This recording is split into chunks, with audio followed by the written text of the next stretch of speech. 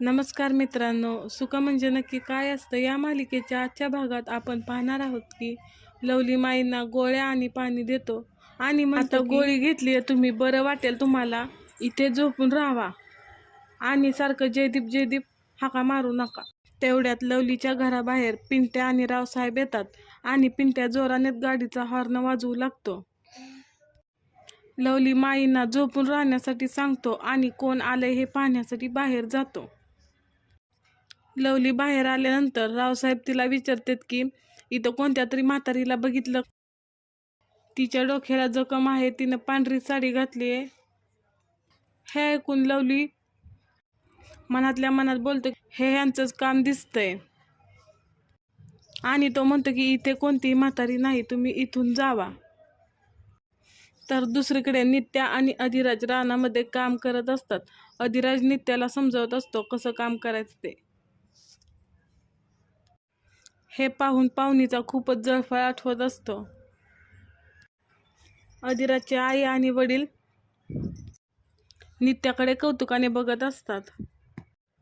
तर इकडे पिंट्या आणि रावसाहेब लवलीचं काहीच ऐकत नसतात. रावसाहेब पिंट्याला घरामध्ये जाऊन बघण्यासाठी सांगतो. लवली त्यांना खूपच अडवण्याचा प्रयत्न करत असतो, पण रावसाहेब आणि पिंट्या त्याच्यावर खूपच जबरदस्ती करतात. रावसाहेब लवलीला पकडून ठेवतो आणि पिंट्या आतमध्ये बघण्यासाठी जातो. रावसाहेब लवलीला धमकी देत असतो की जर म्हातारी आतमध्ये सापडली तर म्हातारी तर जाईलच जीवानिशी, पण तू सुद्धा जाशील. त्यात पिंट्या तिथे मोठ्यानेच रावसाहेब अशी हाक मारत येतो. इकडे अधिराजच्या घरचे सर्वजण जेवण करत असतात. इतक्यात तिथे नित्या येते. विमल तिलाही जेवण्याचा आग्रह करते. ती सर्वांसोबत जेवायला बसते. सर्वजण ठेचा, भाकरी आणि झुणका खात असतात.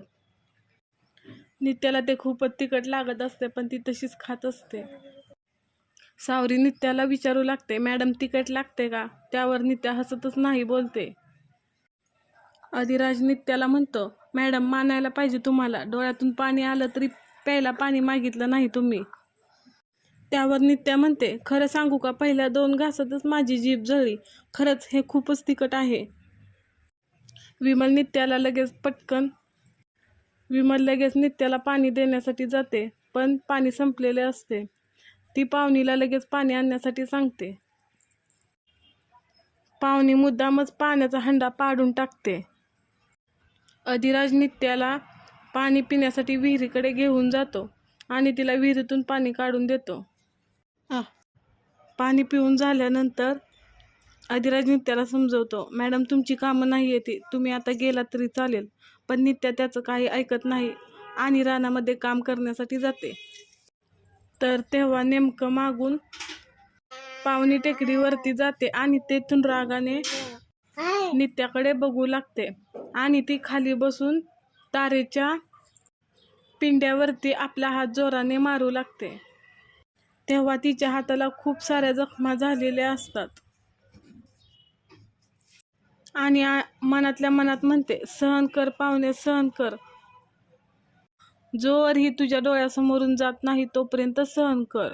इकडे आणि म्हणत असते की ही जर माझ्या आणि राजच्या मध्ये आली तर जीवानिशी जाईल. आणि रागातच तेथील तारेचा बिंडा जोरात ढकलून देते. तारेचा बिंडा नित्याच्या अंगावर येताना बघून अधिराज खूप घाबरतो आणि पळत जाऊन तिला ओढून घेतो आणि गौरी अशी हाक मारतो. नित्या अधिराजला विचारते, अधिराज तू मला आत्ता गौरी म्हणून हाक मारलीस? त्यावर अधिराज नित्याला म्हणतो, झालं का परत तुमचं सुरू, उठा इथून. नित्या अधिराजला विचारते, पण काय झालं होतं तुम्हाला असं ढकललं? त्यावर अधिराज तिला म्हणतो, हे बघा, तो तारेचा बंडल वरून खाली आला. मी जर तुम्हाला ओढलं नसतं ना तर अंगावर आला असता तुमच्या. तरी पण मारा मला मारा, असं रागातच तिला म्हणतो. नित्या म्हणते थँक.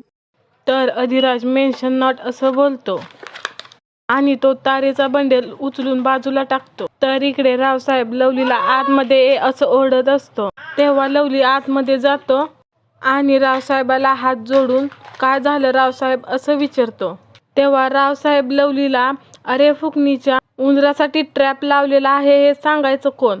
तेव्हा लवली का असं विचारतो, तेव्हा रावसाहेब हे बघ म्हणून पिंट्याच्या पायाकडे हात करतो. तेव्हा पिंट्याचा पाय त्या चिमट्यामध्ये चिमटलेला असतो. तेव्हा लवली अरे बापरे, हा मी लांडग्यासाठी सुद्धा लावला होता असं बोलतो. तेव्हा पिंट्या बोलत काय बसला आहे, माझा पाय काढा ना असं रावसाहेबांना